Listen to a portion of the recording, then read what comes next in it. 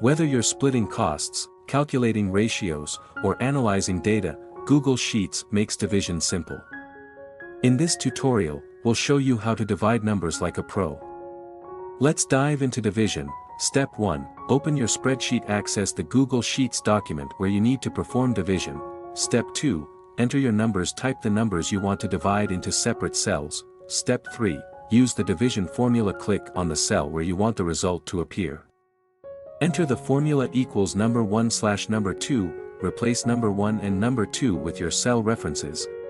Step 4. Press enter. Hit the enter key, and voila, your division result will appear in the selected cell. Step 5. Autofill for multiple divisions. If you have a range of numbers to divide, use the fill handle to drag the formula down or across to apply it to other cells, and that's how you divide in Google Sheets.